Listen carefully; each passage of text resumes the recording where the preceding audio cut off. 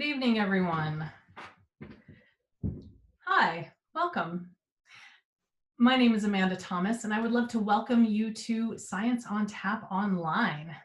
This is, I think, the fifth one of these that we have done, and we're so happy to have you here. We are going to be talking about high anxiety, the gut microbiota's effect on mental health, with Dr. Lisa Sardinia, who is an associate professor of biology at Pacific University. And Lisa, I've known, gosh, I think the first time we did an event together was maybe in 2009 or so. And she's spoken on a number of different topics, including epigenetics and gender, sex, and biology. And I mentioned those two specific events because we have recordings of those events on our podcast, which is called A Scientist Walks into a Bar. You can search for that in your favorite podcast app and check out the epigenetics or the gender, sex, and biology topics. We have lots of other topics as well, but just wanted to give a quick plug for both of those. So if you haven't listened to our podcast, please feel free to do so soon, hopefully. We are going to be featuring a lot of upcoming speakers on our podcast. In fact, next week's speaker, Anissa Ramirez, has a short episode on our podcast, so you may want to check those out. For those of you who don't already know what Science on Tap is, just a quick overview. We have been doing live events in the Portland and Vancouver area for 7 or so years. And this picture here shows an event that we had at the lovely Alberta Rose Theatre a couple year or so ago. And we hope to eventually be able to go back to doing live events, but for now we're doing the online events. But the idea for the live events is that we want to have them we want to talk about science in a casual, fun environment where people can have a beverage, an adult beverage or a non-alcoholic beverage of their choice, maybe some food, and sit back and have a good time, because we think that science is really important and relevant to everybody's daily lives, which clearly it is currently. So we invite you to have your glass with you. I've got our Science on Tap pint glass here, and that lovely cider in there for this evening. But feel free to have whatever refreshment is appropriate for you. And hopefully you will relax and have a good time. As I mentioned, we will be doing these events every Thursday for the next couple of months, probably. I just posted a number of topics, I think 3 or 4 more topics last night. So if you check out our Facebook feed or our website, you'll see a bunch of things that are coming up in the near future. Also, this event tonight will be recorded and it will be available on our Facebook feed and on YouTube probably by midday tomorrow, if not sooner. So you can share it with your friends or watch it again or whatever. So what you can expect tonight, I'm going to turn over the podium, not really a podium. I'm going to turn it over to Lisa here in a few minutes. And she's going to talk to for about 45, 60 minutes around there. There will be time for questions afterward. And the way that we're doing questions is that you can submit your questions through either the comments on the Facebook feed or through the chat or Q&A function if you're watching on Zoom. We have several people who are monitoring all of those different channels, and they will be feeding questions to me, and I will then, at the end of Lisa's talk, I'll be joining her for some Q&A, picking out some of the questions that have been submitted throughout. So you can submit anytime during the talk or at the end towards the Q&A portion. Then afterward, once we finish with the live broadcast, Lisa will be sticking around in the Zoom chat for a few minutes afterward. If there's any questions that you did not get answered, you're welcome to ask her then. I will point out, however, Lisa is a biologist. She is not a clinician. So if you have any special questions about your own microbiota, she may not be the appropriate person to ask. So we encourage you to get in touch with your own physician on that. If you have questions in general, we welcome those, but specific gut issues of your own, she may not be the right source for that. Also, we will be sending out a link afterward through Zoom and also on the Facebook page. We'd love to get your feedback on what you think of tonight. And one of the things that we have gotten some feedback on previous surveys is that people, and I'm specifically talking to the folks in the Zoom format right now. On Facebook, you just hold on for just a second. But the folks who are watching in Zoom, some people have said that the chat function that people it keeps popping up, there's a little window and it's distracting. And so we came up with a way for you to get rid of that. So if you see on the screen there, there's an arrow, and there's the chat button right there. And when somebody write something in there, it'll pop up with a little bubble. What you can do is if you click on that bubble, it should come up with a screen or a window of the chat window of its own, and you can just drag that off to the side. So if you are annoyed by the chat function, if it's distracting to you and you're watching in Zoom, move that over to the side. If you're in full screen, you can do that. Or if you're not watching in full screen, you can just move the whole window over, and that should be off screen and not annoying to you, hopefully. Also, we're trying something new. We're wanting to do a little bit more interactive action, which is a little hard in these weird times, but we're going to be doing, Lisa has a couple of questions where she's going to ask people to raise their hands. And again, this is only on the Zoom function, not on Facebook. We don't have a way to do that quite yet. But if you are in Zoom and she asks a question that you would like to raise your hand and say, yes, I have done whatever the thing is, you see on the bottom of the screen right next to where that chat thing is, you can click your button there and it will show up on Lisa's screen so she will know how many people have raised their hands. So just a little fun interaction. Oh, hey, somebody's already raised their hand. So, hey, good job. Just a quick plug. We are so thankful to so many of you who have already donated, and you're wonderful. Our community is great. We do want to keep these events free. And my cat is outside the door making crying noises, so listen to him. We do want to keep these events free and available to as many people as possible, and the only way that we can do that is if we can get some donations from those of you who are in a position to do so. So if you are able to, you can make a one-time donation through our makeyouthink.org/support payment option, which is through PayPal, or you can go to Patreon and join there. And again, we give out our Science on Tap pint glasses. We also have these cool stickers that I just had made. You've got the Oregon and Washington iHeart Science stickers that I'll be sending out to some of our Patreon subscribers. And if you're already on Patreon and you haven't given me your address and you want one of those, please put your address in there and I'll send them out immediately. So that is all I'm going to share with you right now, and I am going to turn it over to our speaker. Welcome, Dr. Lisa Sardinia. All right, am I there now? Yes. Thank you, Amanda. I've been teaching on Zoom for the past few weeks, so I'm getting used to receiving absolutely no feedback whatsoever while I'm talking in my office by myself with the door closed and the blinds drawn and nobody else in the building. So we're going to try a little audience participation to start this thing off, so I'll know you're all out there. So again, this is the people on Zoom, use the raise your hand. This is a really easy question now to answer to start with. Do you like chocolate?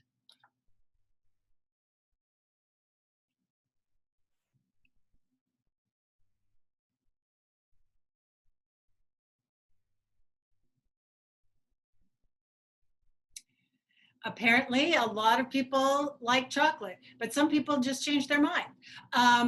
So a lot of you like chocolate. And what I would say is, you think you like chocolate. You know who likes chocolate, particularly dark chocolate? Your gut bacteria, the microbes that are residing in your intestines. When you eat a particularly dark chocolate and these microbes get the nutrients from particularly dark chocolate that they particularly like, they will reward you. They will release neurotransmitters and precursors of neurotransmitters that will affect the reward center in your brain, and you'll want to eat chocolate again. So you probably thought, you came into this talk thinking you had free will, which is just what our bacterial overlords want us to think. Tonight, I'm going to talk to you about the interaction of the gut microbiota and your brain with looking at the particular issue of anxiety. And we'll look at where the microbes are, what these microbes are, how the gut and the brain connect to one another. I'll tell you about some studies on humans and non-human animals that examine the role of the gut microbiota on anxiety, and hopefully leave you with some take-home ideas about this. So before we get started on that, there's one thing I'm going to ask you another question in a minute. Get ready with your trigger fingers. Humans, like all organisms, are composed of cells, individual cells.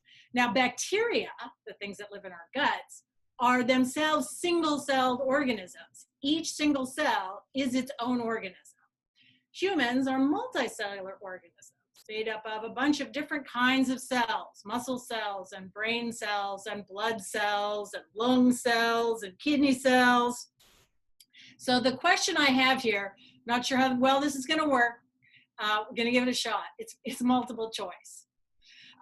So the question I want to ask is, how many cells do you think make up an adult human being? All right, so I'm going to give you 3 choices, and then I'm going to go back through and we'll ask to raise your hand for each one of those categories, and then unraise your hand after you've answered. All right, so how many cells, individual cells, if we ground you all up and counted the number of cells, how many are there in your lung and your muscles and your tendons and all of those cells? All right, so your choices are, is an adult human being comprised of 1 million cells or 1 billion cells or 1 trillion cells? So how many people think it's 1 million cells is what makes, that's how many cells in an average adult human being? All right, those people who voted, not very many, you're not buying that one. You can lower your hands now. How many people think it's 1 billion cells that make up the average human being?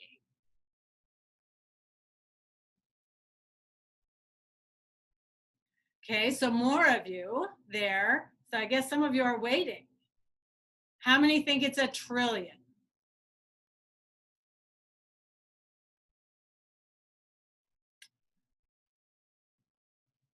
A lot of you think it's 1 trillion.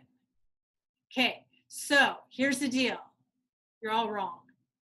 I know, trick question. That's not fair. All right, here's the deal. Depending on how tall you are, how much you weigh, an average adult human being is comprised of 20 trillion to 50 trillion cells. That's how many cells make up the average human adult body. Again, all those liver cells and blood cells and muscle cells.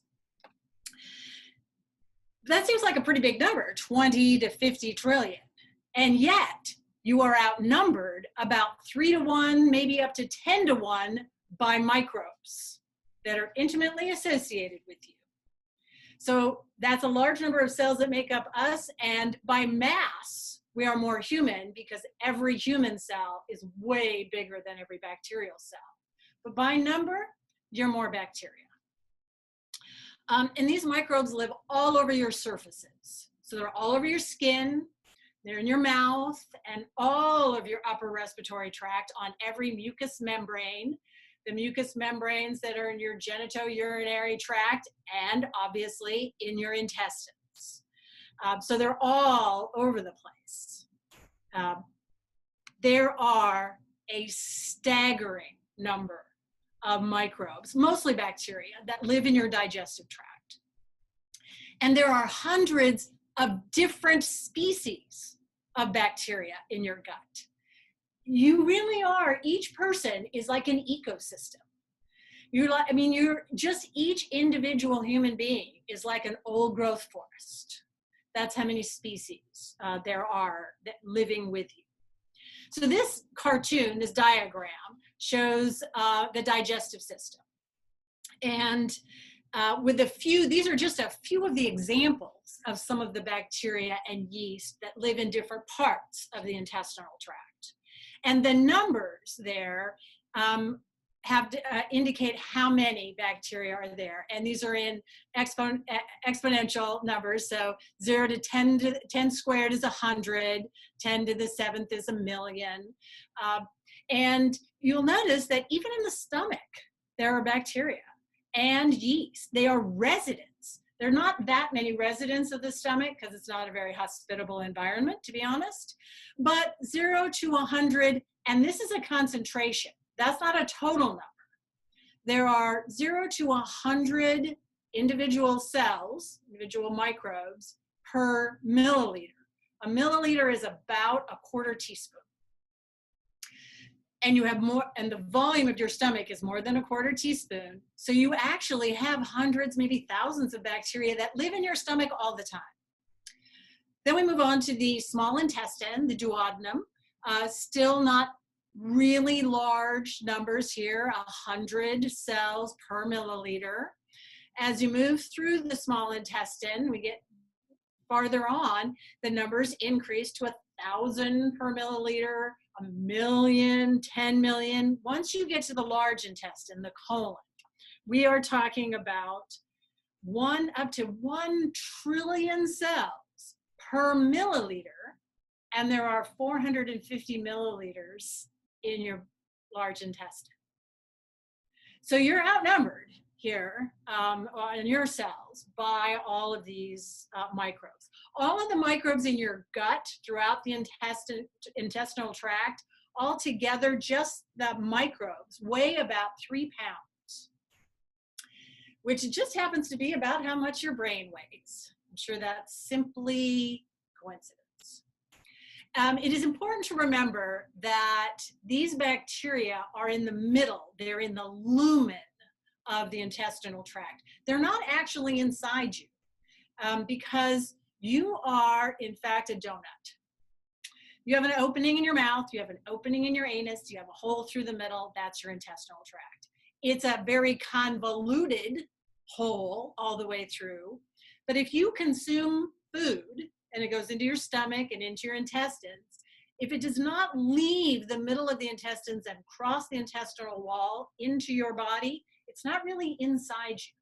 It's still a surface. And that's where these bacteria live, on the surface. The concentration of microbes in the gut remains remarkably constant. There is some variation. And the reason why that's kind of surprising is that microbes regularly leave your body in feces. As a matter of fact, here's a little factoid for this evening. Every time you poop, about 30% of your feces are bacteria. So a large number of bacteria leave your body every time you have a bowel movement. But the bacteria that are still left in the intestines are growing and dividing, so the numbers remain pretty constant over time. So what are all these microbes that are in your gut? These names on this slide are just a few examples of some of the ones. So what are these microbes, and how do scientists even identify what microbes are in the gut, and how do they illustrate that? How do they tell you what that is if there are 1,000 different species in there? Well, to identify them, they take poop samples. Remember, bacteria are leaving your body all the time, and they represent the bacteria that were in your intestines, but they don't actually isolate each of the bacteria. Instead, they use a kit that is called the fecal DNA isolation kit, and they use this kit to isolate just whatever DNA is in the feces. Some of it will be your DNA, but a lot of it will be bacterial DNA. And then they can just take all of that DNA that they've extracted and figure out what the sequences are, the A's, G's, C's, and T's that make up DNA. And then they can take those sequences from all that DNA that they found and compare them to publicly available databases of known bacteria. And computer programs can take the sequence that the scientists found from the fecal sample, compare it to the database and say, yep, that was Streptococcus. And it is actually possible to do this at least semi-quantitatively. That is, instead of just saying, yes, some of the DNA was Streptococcus, we can say, no, 100 of the DNA molecules were from Streptococcus, and 10 of them were from Bacillus, and 1,000 of them were from E. coli. It's a little bit simplistic, but that's it. So it's called quantitative PCR. And then they illustrate it as you can see in this in this diagram. There are these 3 graphs here, and they have different colors, and then they have a key that says what those bacteria that were found there. And so this is the type of presentation you often see, and it allows scientists who are reading a paper, an article with these data, to compare the composition, the gut microbiota, between individuals or between groups of individuals. So you could compare the average composition of the gut microbiota between people who are obese and people who are skinny, people who are vegetarians and people who are meat eaters, people from different geographic regions in the world, and people who have generalized anxiety disorder and those who don't. Now, if you look here on these graphs, there are 3 sets of graphs, and they actually show microbes at different taxonomic levels. The one on the right says species level distribution. And then in the middle, it's genus, and on the left, it's phylum. So humans are spectacularly good at classifying things. We're semi-obsessed with putting stuff in boxes. But the current method of classifying all living things is by evolutionary similarity based on genetic relatedness. So if a whole bunch of organisms all have very similar DNA sequences, then we put them in a species. So like Homo sapiens, humans, we're all very similar genetically. And then take species that are somewhat related and clump them together in a genus. For example, the genus Canis includes wolves, dogs, jackals, and coyotes. So those are different species, but they're pretty similar, so they get clumped into a genus. And then you can have several genera, and if they're closely related, they get clumped together in a family, and so on up to phylum and kingdom. So sometimes it is possible to determine what species are found in the gut microbiota of an individual, and you can get a species level distribution. But sometimes we don't have enough information in those publicly available databases to get it better than genus. So genus will sit here and say, yep, we know these are either wolves, dogs, jackals, or coyotes, but we're not sure which. But we know they're not trout. The phylum level is even broader than that. I'll give you an example. There are in kingdom Animalia, so all the animals, there are 35 phyla. One we're most familiar with is the Chordata, and that includes mammals, birds, reptiles, amphibians, and fish. And so if you're looking at, on the left side, a phylum level distribution, all we could really say is, okay, the blue one, that is in a particular phylum, we don't know if it's a salmon or a zebra. You might think, well, gosh, salmon and zebras, they don't seem very similar. They don't, but they're a whole lot more similar than a salmon and an oak tree. So these are just different levels, and sometimes that's as good as it will get for what we're looking at this point. And it is useful, but sometimes it does make a big difference. So the genus level, there's a genus called Streptococcus. It's listed at the bottom of the list of bacteria there. And all the bacteria in that genus are very similar. They're the same shape. They look the same underneath a microscope.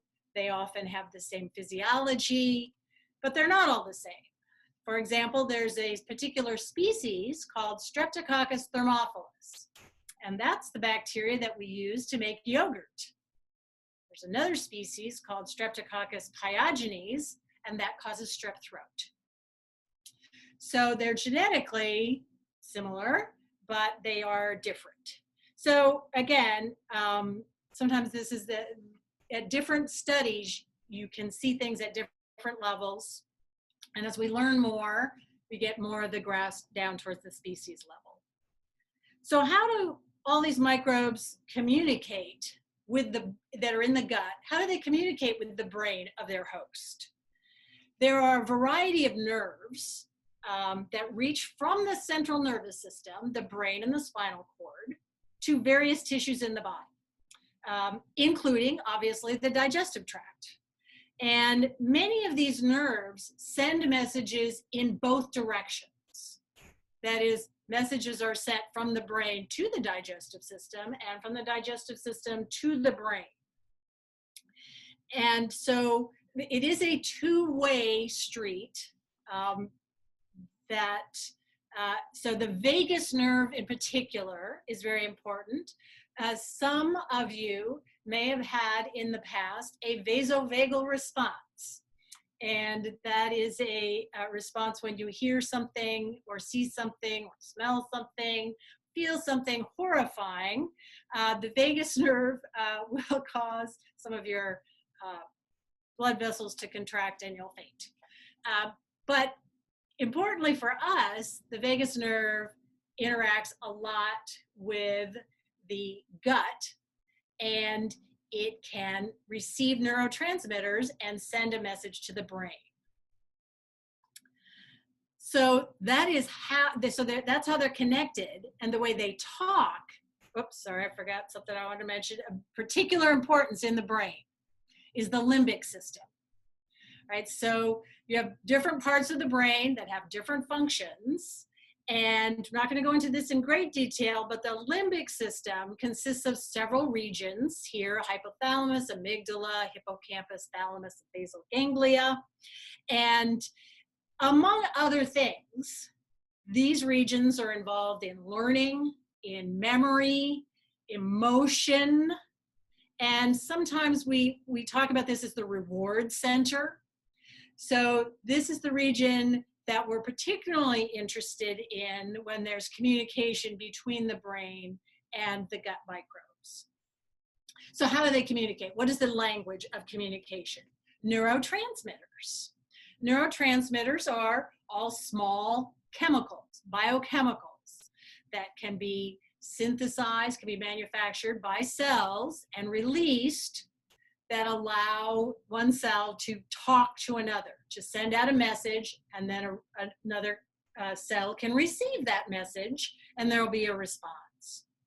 So some of the key neurotransmitters are serotonin and dopamine, which are really actually the only two things that you really enjoy.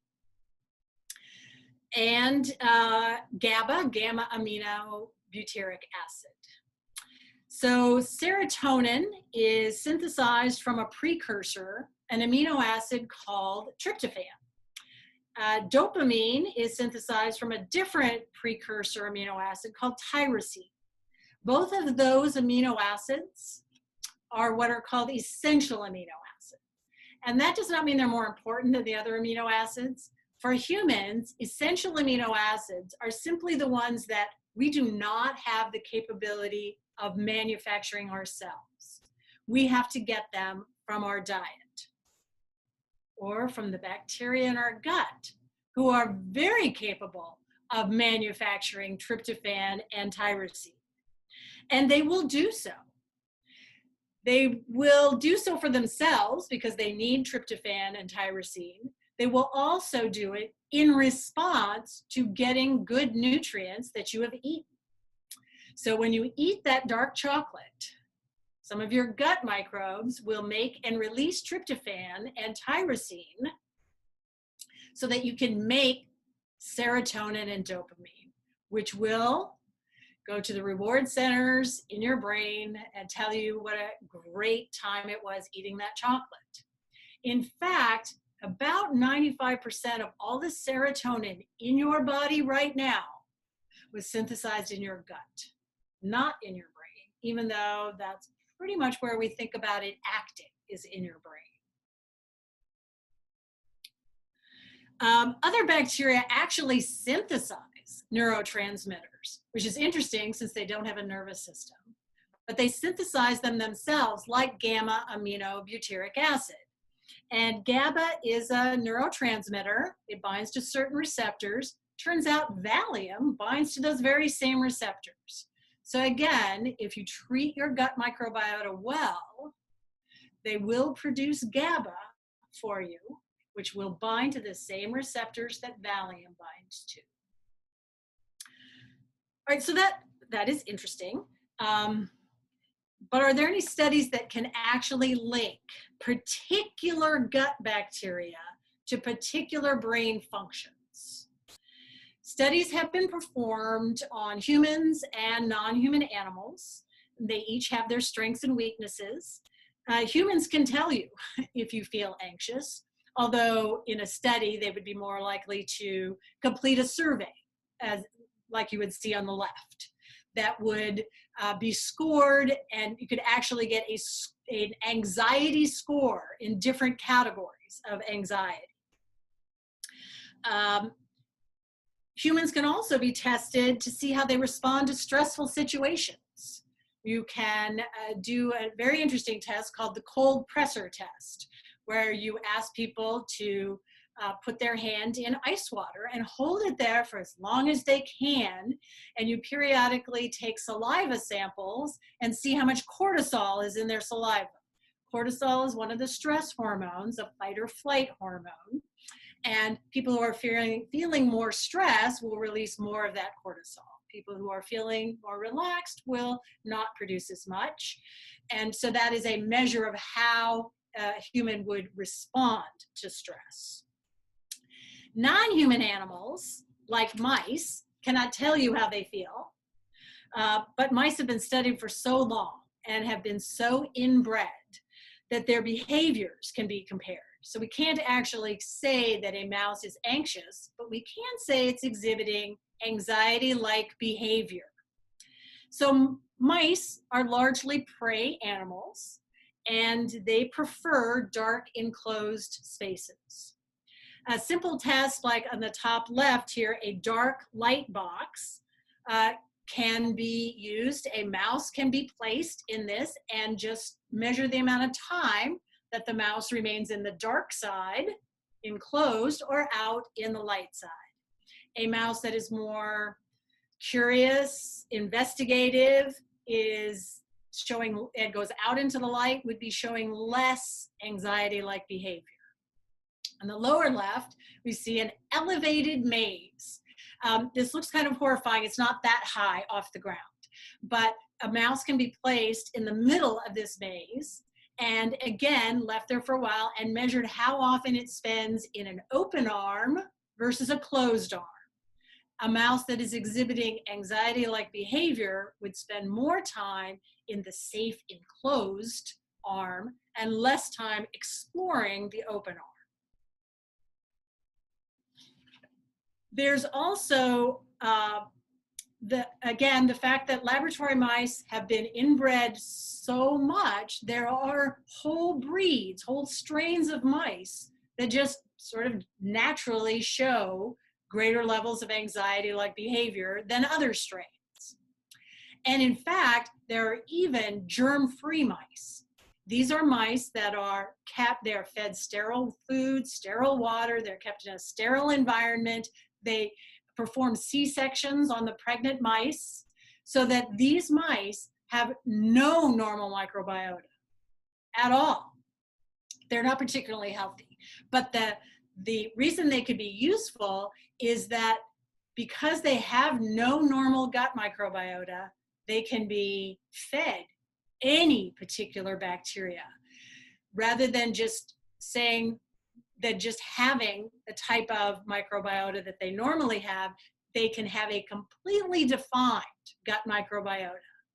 And this is actually relatively easy to do because it turns out that mice are coprophagic. So all you have to do is put poop in there from a mouse that has some other type of microbiota, and the mice in there will eat it, and then they will develop whatever microbiota you want them to have.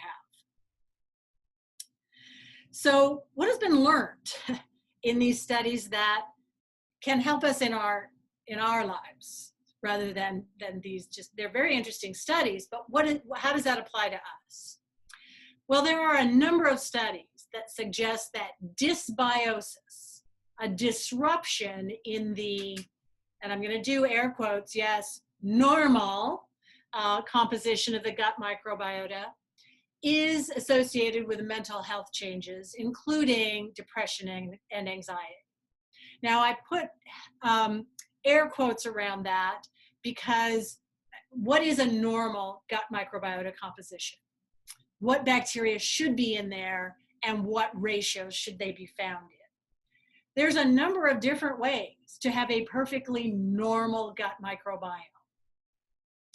Groups of people in the world who have rice as their primary starch, or potatoes, or corn, will have different gut microbiota composition because they're fed. They themselves are getting different types of food. And those are all perfectly normal. And the people who have that set of gut microbiota are quite healthy. So it isn't that there's one normal type, but it is the case that it can change. So the gut microbiota are relatively flexible.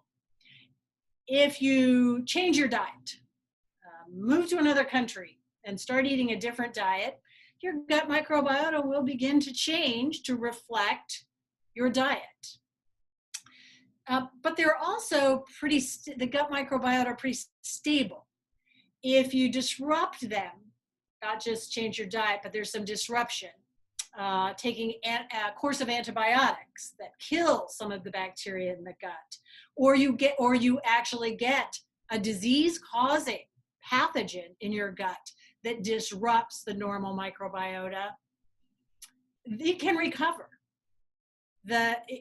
It kind of snaps back in many people to normal gut composition. Nevertheless, it can be disrupted in ways that can cause dysbiosis.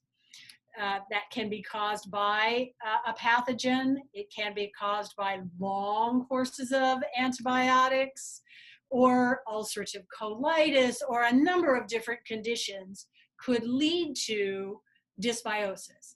And it has been shown that there's an association with dysbiosis and mental health changes.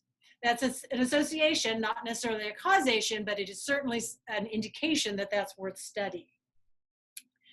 So I will tell you that the gut microbiota of a typical American, we would be hard pressed to call it normal.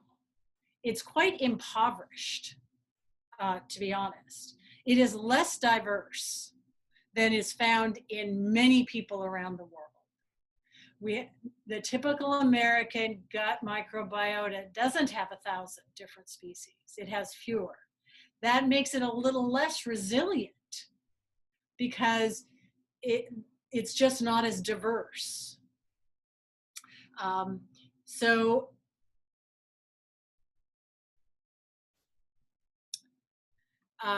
This just actually shows the gut microbiota, normal gut microbiota, from groups of people around the world who have different basically what's their basic starch. Is it potatoes? Is it rice? Is it corn? And if you just glance at the colors here, you will see that there are some things that are in common, that it isn't as though they're all completely different, but there are differences based on what the diet is, and that's not surprising.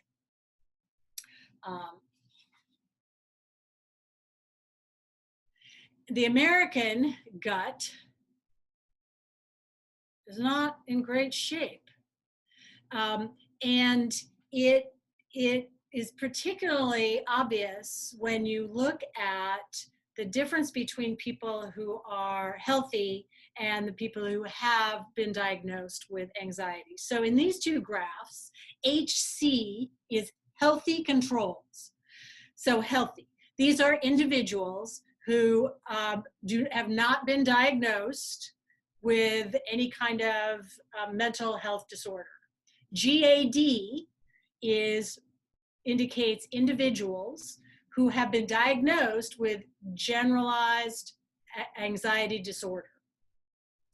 And what these graphs are showing is the average number of different microbial types, right? So if on the left graph, we see the green little dots are from the healthy controls. It's higher.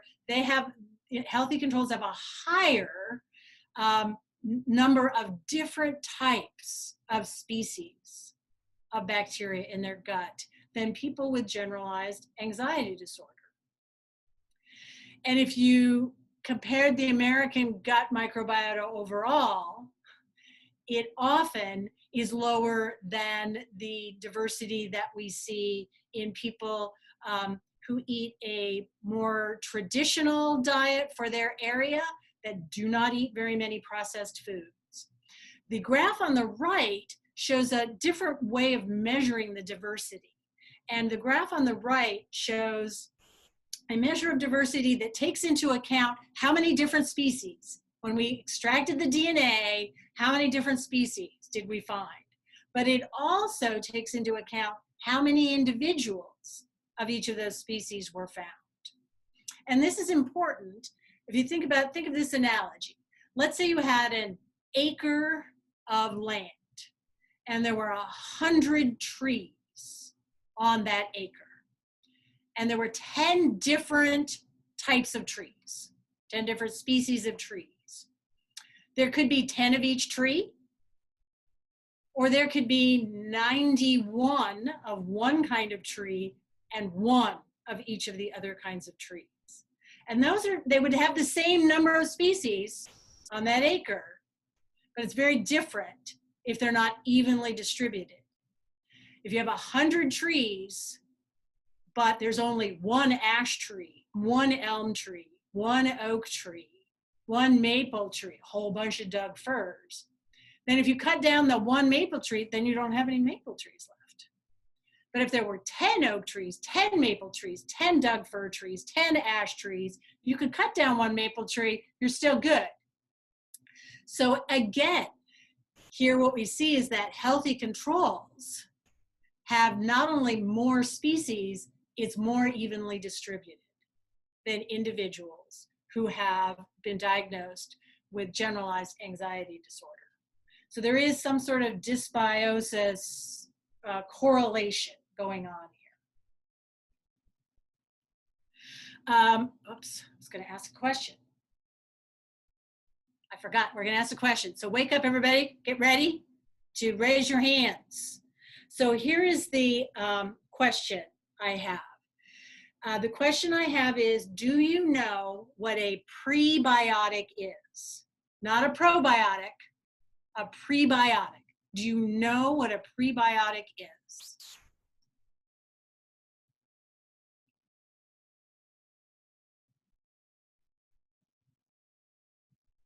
Okay, well, some of you brilliant science on tappers know what a prebiotic is. I bet if I asked how many people know what a probiotic is, there would be more hands that would go up. All right, so let's talk about these prebiotics and probiotics and what they are. Oops. All right, so probiotics are living organisms. Probiotics are bacteria or yeast. They are actual microbes. Much of the food that we eat has bacteria in it. There are microbes in a lot of the food that we eat. But I want to think about when you're eating a salad that you're eating probably some insects and little worms and bacteria, but you are. But there are certain foods that contain a much higher concentration of microorganisms, primarily because the food is the result of the actions of the microbes. Yogurt is the result of fermentation of milk sugars. Sauerkraut is the result of bacteria fermenting the sugars in cabbage. Tempeh is the result of fermentation of soy beans by fungi and bacteria. So, and the bacteria, the fungi, the yeast are still there. So when you eat any of those foods, you are eating microbes. And we call those probiotics, probiotic foods. So you're getting those microbes when you eat them. Some of them will actually survive passing through the acid in your stomach and will end up in your intestinal tract. Some of them might stay there. Some of them are just going to pass through because you've got a resident microbiota and they are not always open to outsiders. A number of studies in mice and humans have looked at the effects of probiotics in the diet on anxiety or anxiety-like behavior in a mouse. I don't know if this is good news or bad news for you, but there is not a lot of evidence that consuming probiotics has much of an effect on anxiety.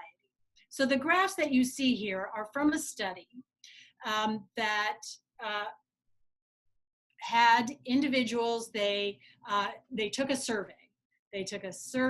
So they filled out the survey, an anxiety survey that gave them a bunch of different scores here. I'm not a psychologist, so I don't know what all of these scores are, but they measure anxiety.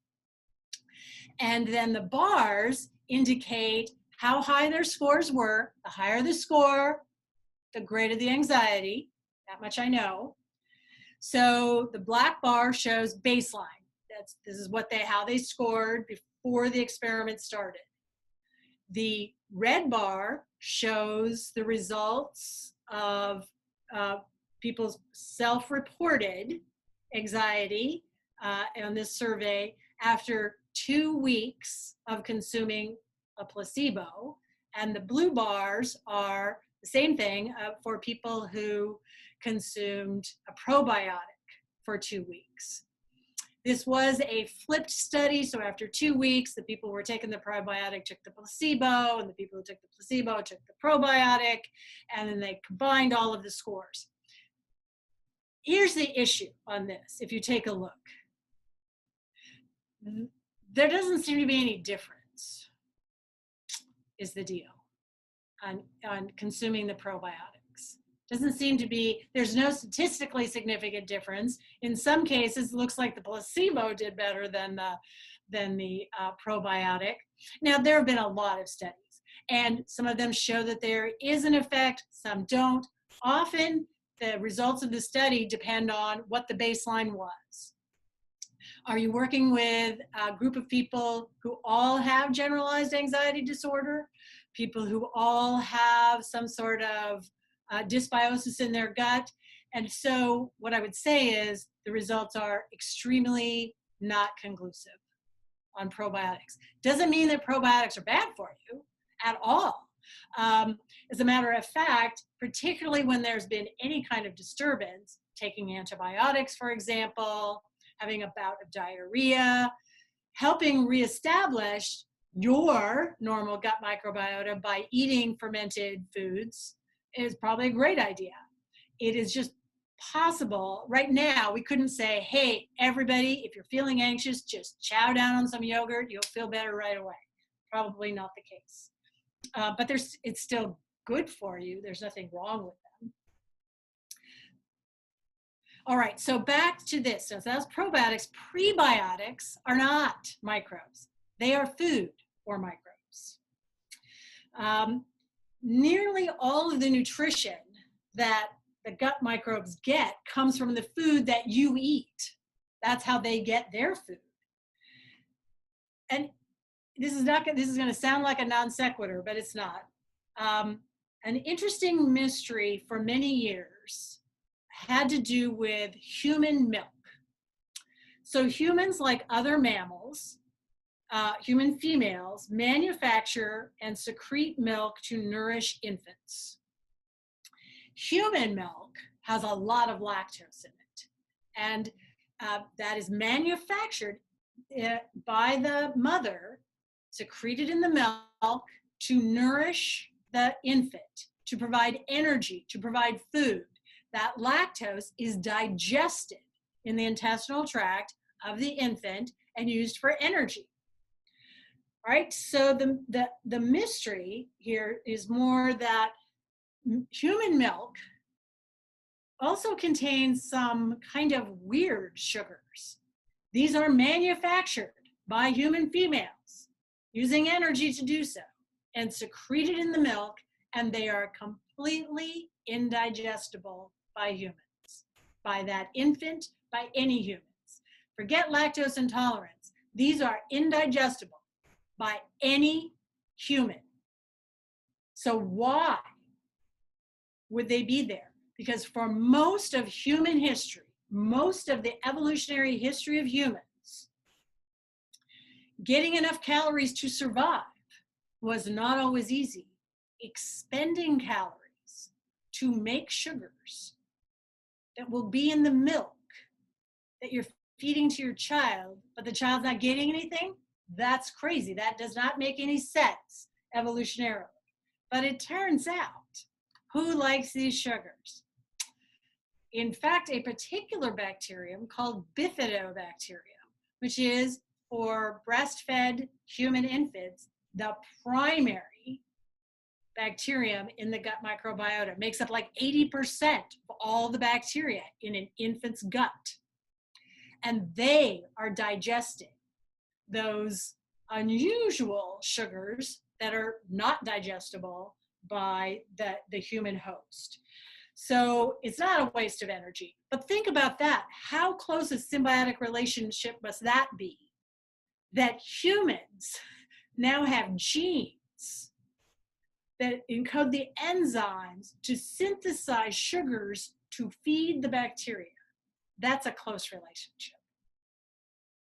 All right, so what does that have to do with prebiotics? Oh, that's what prebiotics are. Only now we're not just talking about milk, we're talking about what's in the food that you eat that can feed your bacteria. It is some kind of weird carbohydrates, which we now call soluble fiber or resistant starch, things that are not digestible by humans. If you had no gut microbes, they would just pass through your intestines and come out the other end unchanged. But in fact, they provide food for your gut microbes. And by consuming prebiotics, you can help maintain your set of gut microbiota, which, remember, could be different depending on what your diet is. So there are a lot of foods that have these prebiotics in them. I like this slide because it says what some good sources are and foods you'll actually eat. And it is true. I've actually never eaten chicory root, Jerusalem artichoke, or dandelions. I'm not sure I wouldn't like them. I just never have. But they are found in a lot of foods. That's not a long list, but I want you to note it says fruits.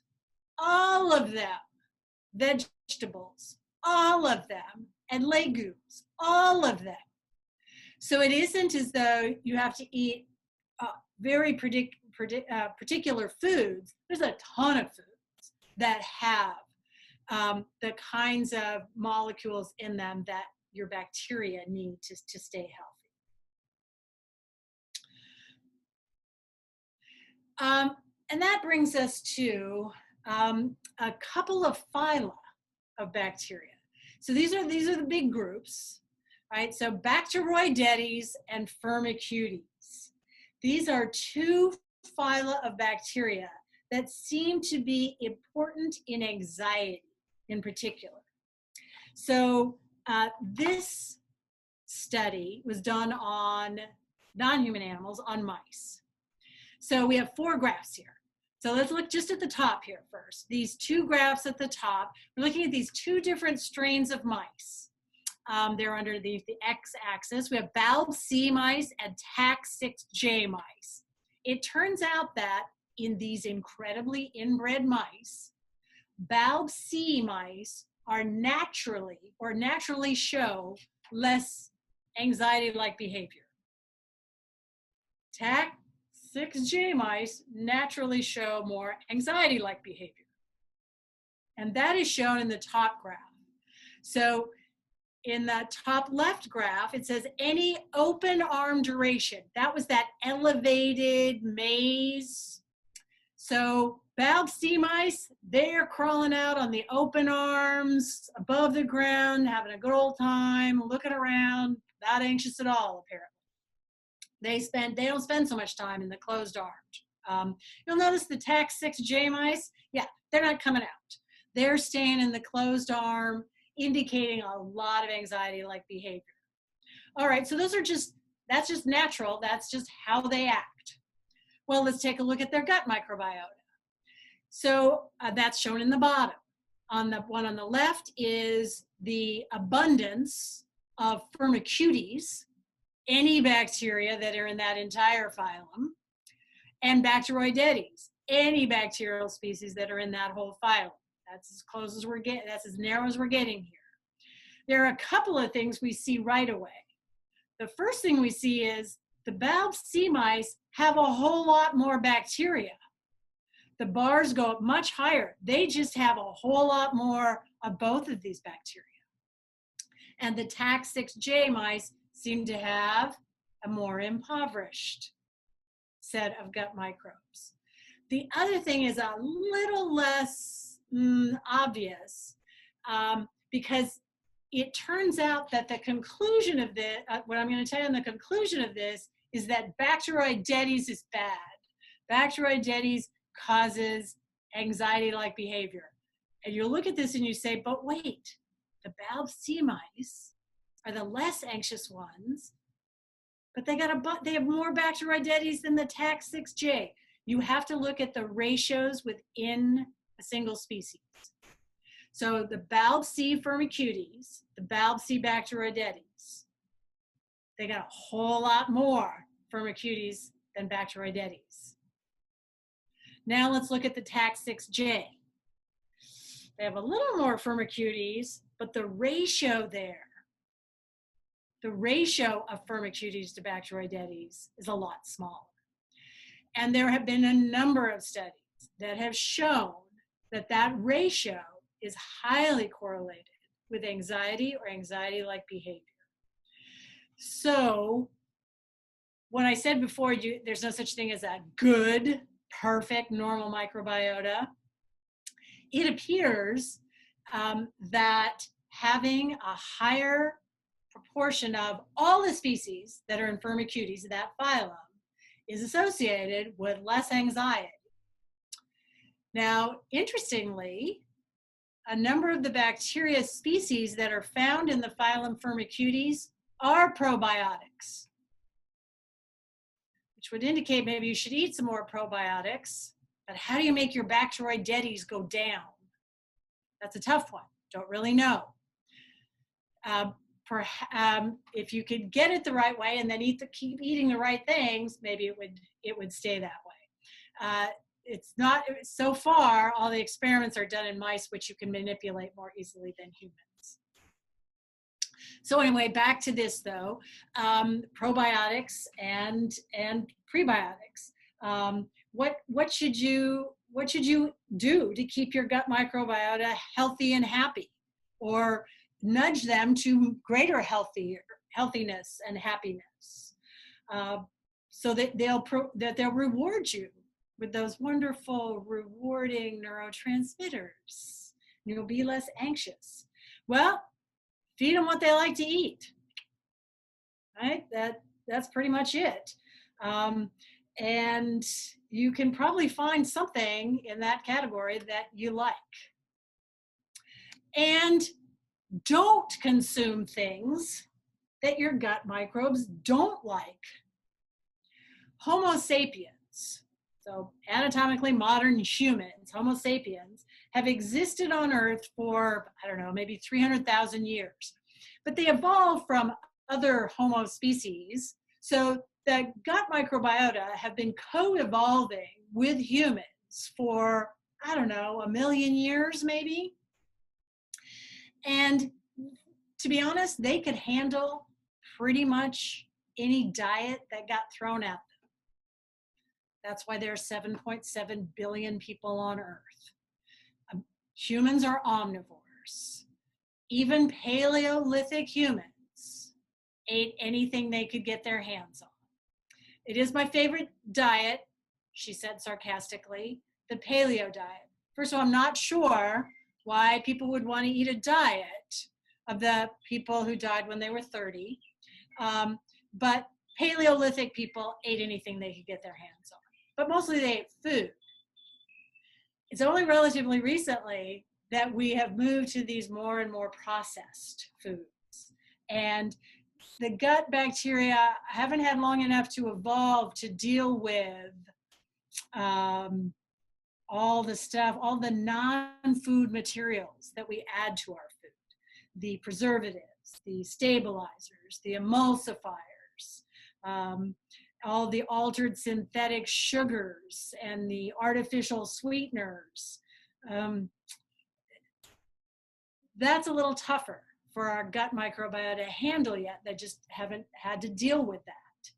I actually think we should have a new food pyramid. Here's my new food pyramid. At the bottom of the food pyramid are unprocessed or lightly processed foods. And then you move up to the top in the ultra processed foods. Maybe they shouldn't even be on the pyramid. But in the typical American diet, our gut microbes are kind of under attack all the time. So what is our take-home lesson? Here's the deal. Eat food, not edible food-like substances. Let's all take our vow right now. Never eat a peep again. They're not food, even if they're edible. So actual eat food. Cook more. Put the ingredients in that you know what they are. Avoid, as possible, additives, non-nutritive sweeteners, and high fructose corn syrup, or as I like to call it, poison. Doesn't mean you can never have any of these things. You've got a resilient gut microbiota, but try not to beat it up too much and feed it what it likes. And if you do all of those things, and you don't have any other health issues that are getting in the way, probably, to be honest, you probably will feel better because your gut is talking to your brain all the time. And since I can't see any of you, I will just say thank you very much for your attention. I'm happy to answer some questions that Amanda's going to come and ask me now. Yes, indeed. Am I on screen? Let's see. Okay. Super. Well, thank you. Fascinating info. Lots of questions. So we have a lot of things to touch on. First of all, I'm going to ask a question of my own. I'm prompting you on this because I've heard you talking about it before, and I like your take on it. But you've talked about the paleo diet before, and like what people who participate in the paleo diet now as modern Americans or modern humans, what do they need to do differently than they're doing right now? Right. Well, what's interesting is they call it the paleo diet, but Paleolithic humans, here are things they did not eat: butter, bacon, or filet mignon. They didn't eat any of that. And if they did eat, um, if they did manage to get a bison or a mammoth, they ate the whole thing. And by that I mean they were eating gristle, they were eating tendons, and they were getting soluble fiber there. And so my advice, if you are bound and determined to stick on the paleo diet, that's great. But next time you eat chicken, you have to eat the whole chicken.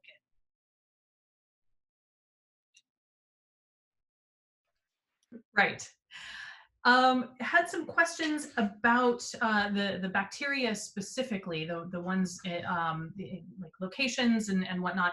Are there any studies done to examine the normal balances of where the different bacteria and fungi and whatnot are in your gut? So do you mean like what's in the small intestine, what's in the ileum, what's in the jejunum, what's in the colon? That is how I took the answer, or the Absolutely, yes. And they are pretty, we name those things like there's doors at each end. They're not. They run into each other, but in fact, they're very specific sets of populations in different parts of the intestine. The types of bacteria that are found in the duodenum and the jejunum are different than the ileum, are different than the colon. Might be some species that are found throughout, but the composition is quite different, and it has been studied. Not as much as many of the results I was talk about are determined by, in fact, getting a poop sample and getting DNA from it. Much of the data on where bacteria are has been studied in non-human animals, which they kill, slice open, and pull out different parts of the intestine. It's harder to do that in humans. That actually does bring up, can I mention the question that I already got? Yes, you absolutely can. So I got a question a couple of days ago. Somebody sent me an email. What happens with people who don't have a colon? Colons are removed because people have cancer, because people have ulcerative colitis.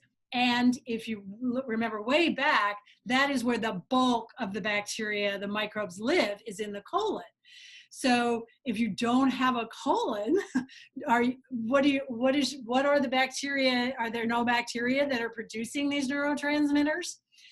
And so of course, I'd never thought of that before, so I went and looked up a lot of stuff about this. And most of the studies are about the effect of a colonectomy on diabetes or heart disease. There's not very much on this, but it is the case that whatever the intestine that remains goes through some changes, the tissue actually changes, and the microbiota composition changes. It never gets back to what the colon was, but it does change the composition somewhat, so that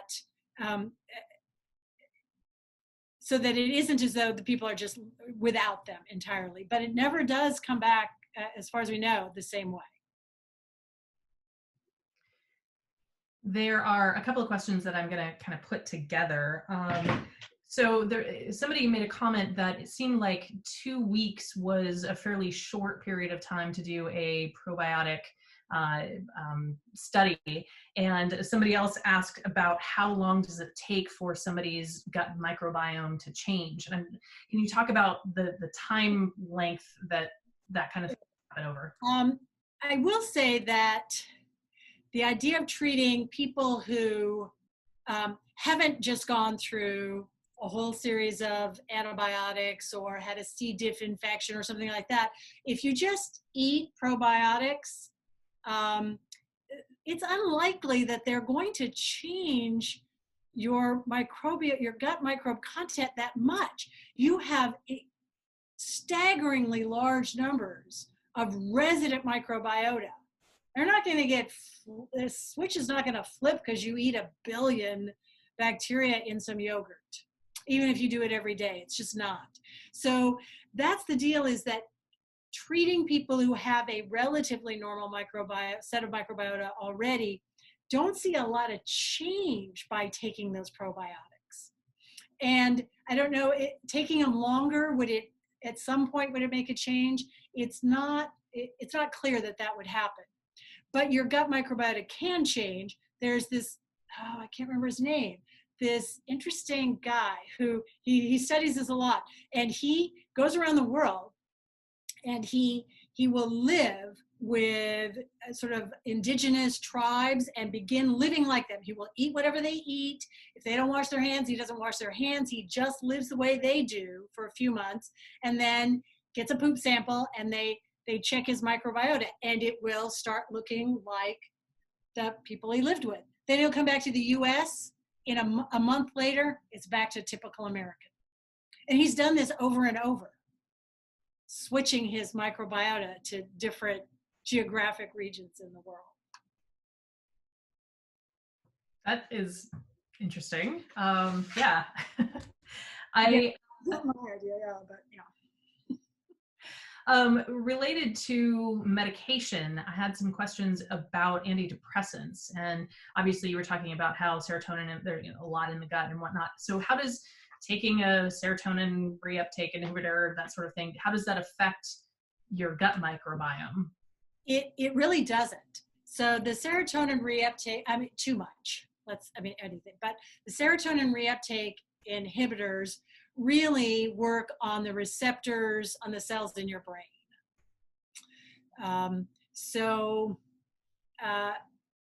Would the bacteria produce less serotonin?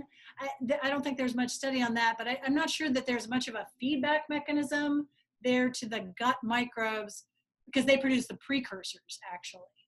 So I don't know that it would have much of an effect.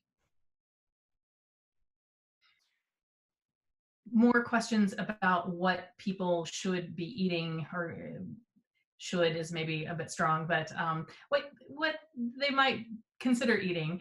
A question about, okay, so do probiotics actually do anything? And what is a good sugar to eat, like honey or whatever? That's my answer. But probiotics, here's what I will say. If you have to take some antibiotics, or you've just had a round of food poisoning, diarrhea or something, you should be chowing down on probiotics, right? Because you're going to help then. Do they do anything? Here's the deal. It's not clear. The studies that have been done have not shown clear results. It is very possible we just don't know, that we haven't done them long enough, that we haven't given them the right probiotics, that, they're trying to control these studies. So sometimes they'll just get lactobacillus rhamnosus, or maybe we'll give 2 of them. Rarely do people just get to eat some chobani every day and see how that works out. There does not seem to be any harm in eating fermented foods, and people who eat a lot of fermented foods seem to have less gut microbe dysbiosis. Not sure that helps your anxiety or not, but that seems to be the case. As far as sugar, I'm so sorry. Don't eat sugar. Here's the deal. You can eat sugar that's in fruit, and there's a reason for that, because there's a bunch of other things in there. Here's the deal. All bacteria, I don't hardly get to say that in biology very often, but all the bacteria in your gut love sugar. They all love sugar. If you eat sugar, they will grow faster and divide more, and some of them will grow even faster, and you will get out of balance. Your gut microbes, they will lose their balance if you eat sugar. Now, what's the worst? Refined sugar. White sugar, raw sugar is still refined. White sugar, brown sugar is still refined. Could you have a little honey? Yeah, because at least I guess you're getting some minerals in there and stuff, but not much. And, once in a while. So again, what did Paleolithic humans do? Did they eat any sugar? I'm telling you, if they found a beehive, one brave person was going in and they were going to eat honey, sure. But we just have it in our diets. It's in your soup, for crying out loud. It's everywhere. That's part of the problem. So if you eat actual foods, you make them or you know what they are, you could probably get away with eating a little more sugar. Problem is everybody's eating so much sugar. Never drink sugar. Oops, shouldn't have said that. Don't drink sugared beverages. Okay, so what about alcohol? Right. So interestingly, wine and beer, yeah, there's also the moderation part here. So do people who drink a fifth of gin a day have gut microbe dysbiosis? They may very well, but especially if you're talking about things like wine and beer, there's other compounds in there that the bacteria really like.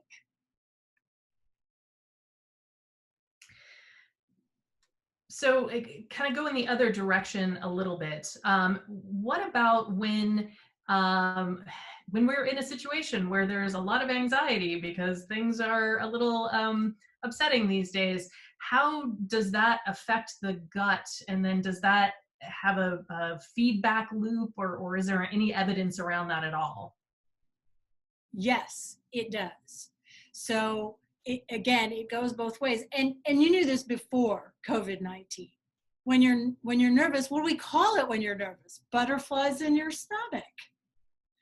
Do you ever get butterflies in your biceps? You don't. You get it in your gut because you are getting signals from your brain. And it kind of makes sense because this evolved not in this time, but fight or flight, right?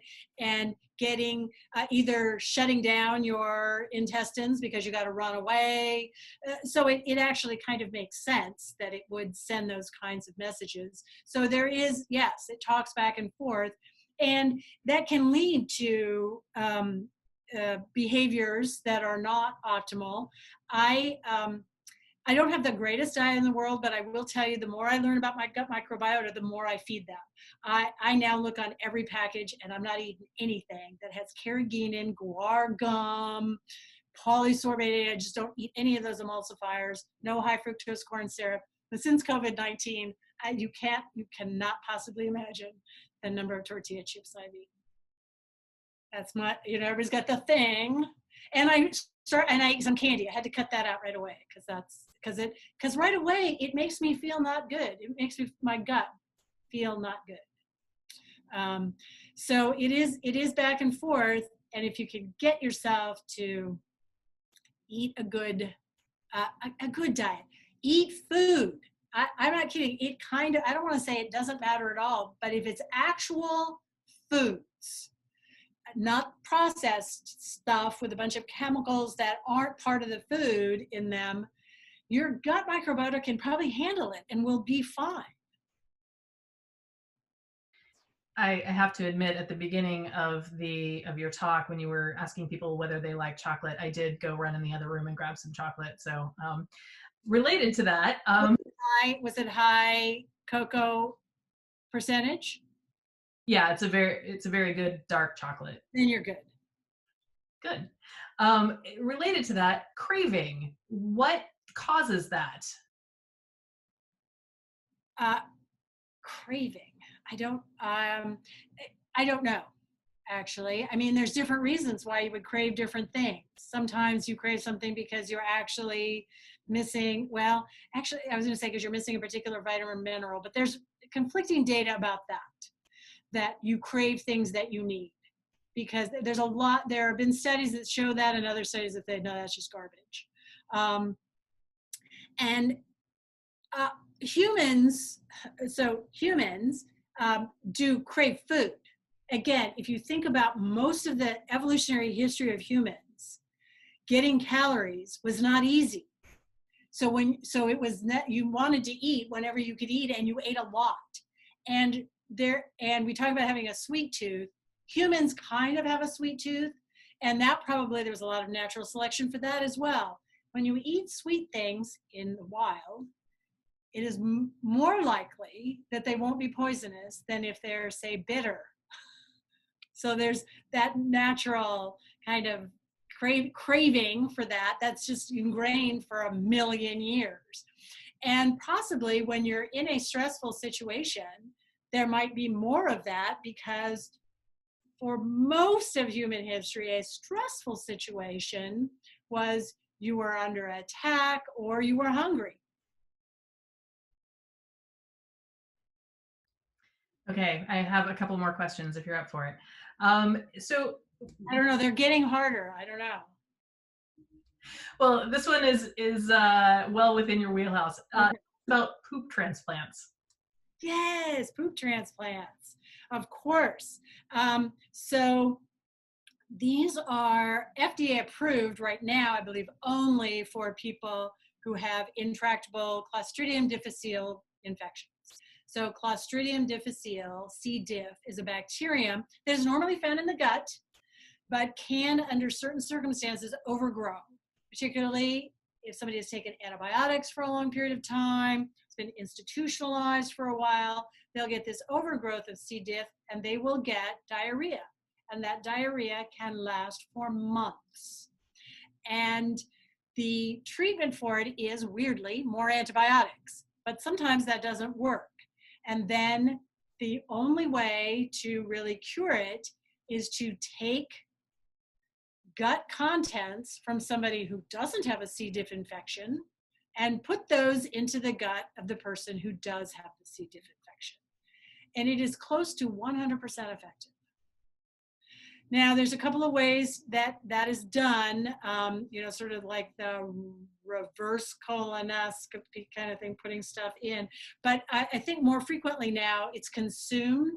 And I think it used to be kind of like a milkshake. And I think now it's more in pills that people can take. There have been a few random reports that these fecal transplants could be helpful for other conditions. And so doctors are, because it's FDA approved for one thing, they could use it off label. Most of them are not. And that is because although the donor feces are screened, we're not sure, I don't know that we're even clear on everything that needs to be screened for. So it hasn't been a problem yet, but it is the case that people who are obese and people who are thin often have different microbiota, and some interesting results in mice show that if you give an obese mouse a thin mouse's gut microbiota, they just lose weight. They've tried fecal transplants in mice for anxiety. Those BALB-C mice and the TAX6J, the ones that are, and this is so weird. Take the BALB-C poop, they're the relaxed ones, give it to the anxious mice, they stay anxious. Go the other way, they make the BALB-C mice anxious. So that's kind of weird, but that has happened. So because it's just a whole poop transplant, don't know who knows what's going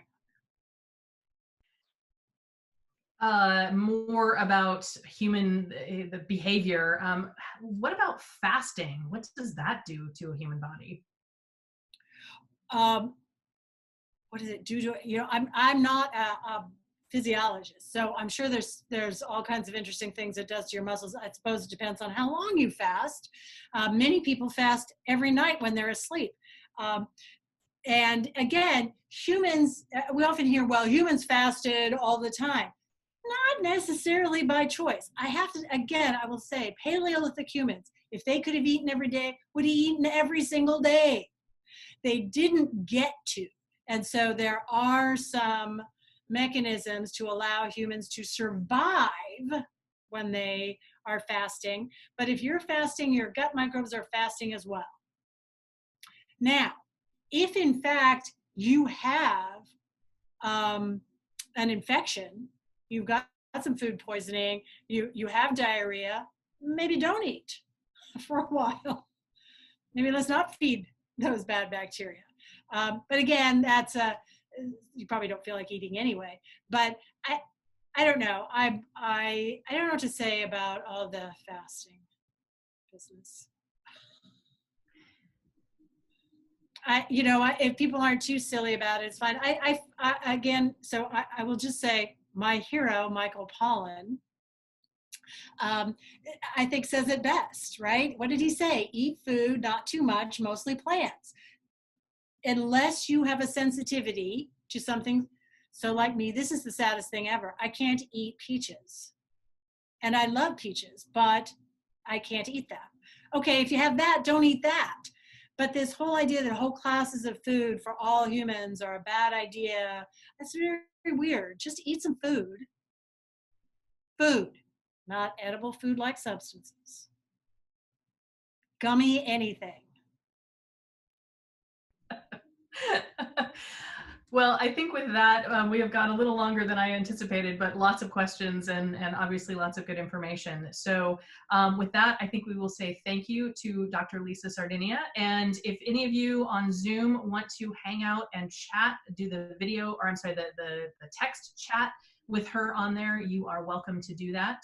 She will be on there for a little while. I know we didn't get to everybody's questions, but had a lot of very interested folks. So I'm going to share my screen again. Maybe.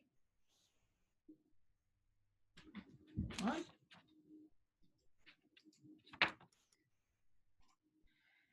And want to let you know what is coming up next week. We will be talking with Dr. Anissa Ramirez on her book, The Alchemy of Us, How Humans and Matter Transformed One Another. And it's a fascinating book about how 8 different inventions were created by inventors and then in turn changed the inventors and changed the world around them. And we have a short episode of our podcast, an interview with Anissa. If you check it out, I think it was last week's episode. Again, the podcast is called A Scientist Walks into a Bar, and we'll put links to that in there. Also, I didn't put a slide about this, but I just want to have a quick plug. The June 4 event is all going to be about food, fermented food. So we'll be talking about bread and beer and wine and kombucha and kimchi and all of that stuff. So check out that event on June 4th. Briefly, just want to say a huge thank you to our Patreon supporters. You are wonderful people. I really appreciate you. Again, if you haven't given me your address yet, please put that on the Patreon website or send me an email so I can send you your swag. Also, a big thank you to everybody who has donated through our fundraiser on our makeyoutthink.org/support website.